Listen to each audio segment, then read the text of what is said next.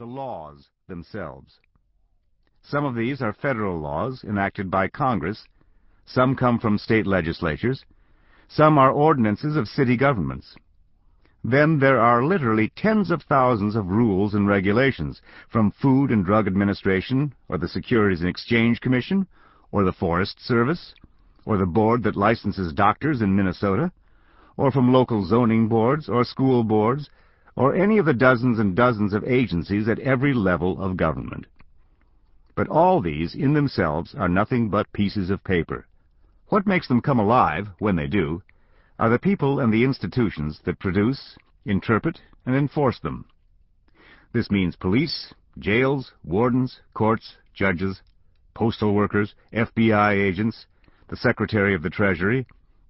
It means civil servants who work for all the agencies in Washington, in the state capitals, and in City Hall, and the inspectors who go out to factories and businesses, or who make sure that elevators are safe, or who put their stamp of approval on slabs of meat. It also means the lawyers, nearly 1 million of them, who advise people on how to follow the rules, or cope with the rules, or get around the rules, or how to use them to their best advantage. The lawyers are a vital part of the system, just as teachers are essential to the educational system, and doctors and nurses are essential to the medical system. And the legal system is the way all of these people and institutions interact with one another and with the general public. What I outlined is, I think, a useful way to look at the law or the legal system.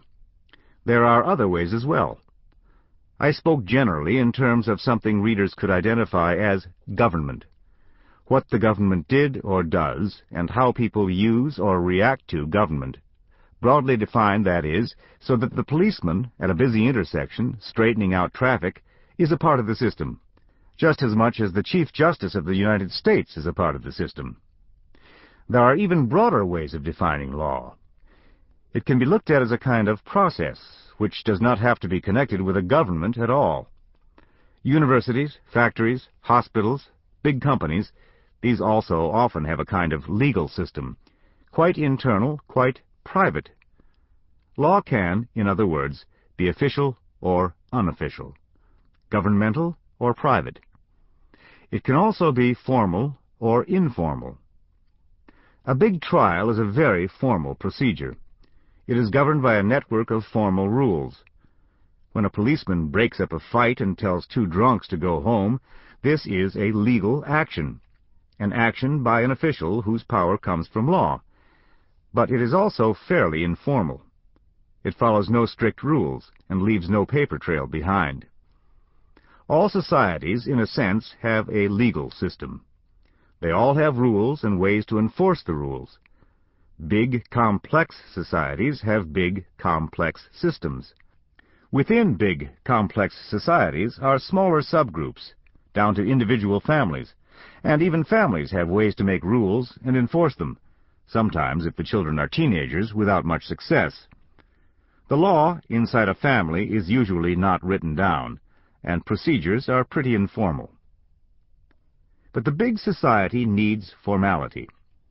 It cannot go on without formality, without rules, especially rules of law. This is because a big society is made up of millions of people who interact with each other in complicated ways. Strangers meet and affect other strangers many times each day, on the street, in elevators, airplanes, stores, and workplaces. In many ways, our very lives are in the hands of strangers. Consider, for example, taking a plane from San Francisco to Chicago. A jet airplane is an awesome machine. It flies high above the clouds, and if something goes wrong, your life is at stake. What guarantee do you have that the plane was well put together, that the maintenance is up to date? How do we know that the pilot knows what he is doing? How can we be sure that the air controllers will do their job? We have no personal knowledge or control over any of these people. Not the pilot, not the air controllers, not the maintenance crew, or the factory workers who worked on the plane. For this and 100 other daily events, people have to rely on something else. That something else is the law. There is a social demand for rules and regulations about air safety, the way planes are made, air traffic control, and so on. Of course, a society can function without such rules. People can take chances if they wish. But in the modern state, the social demand for regulation is a fact. And air safety is one of the fields where the demand is quite strong. After the terrible tragedy at the World Trade Center on September 11, 2001, the demand for more rules, for more law, for tougher law, became especially marked. In simple face-to-face societies, custom, habits, and traditions do most of the heavy lifting as far as enforcing the norms is concerned. But in a complex society, a heterogeneous society, a society where the interactions between strangers are pervasive, a society where people buy food and clothes instead of growing and making these themselves, a society made up of many different groups and many different ways of thinking, custom loses its bite. Traditions give up their grip, and society comes to depend on other ways to control whatever forces and objects and people the society wants to control. This mechanism is what we call law. Social control still, of course, depends heavily on customs, habits, and traditions. And the law does not come out of nowhere. It builds on these customs, habits, and traditions. But it adds to them the bite and the sting of collective rules and collective enforcement. This, of course, would be true of any modern society. It would be just as true of Italy or Japan as it is true of the United States. And, in fact, all of these societies and their legal systems do have a lot in common. But they also, all of them, have features that make them distinctive, unique. What is distinctive about American law compared, say, to the law of Italy or Japan? To begin with, our legal system is a common law system. The common law is one of the many families of legal systems in the world. Legal systems come in clusters of relatives. Legal systems are a little bit like languages in this regard.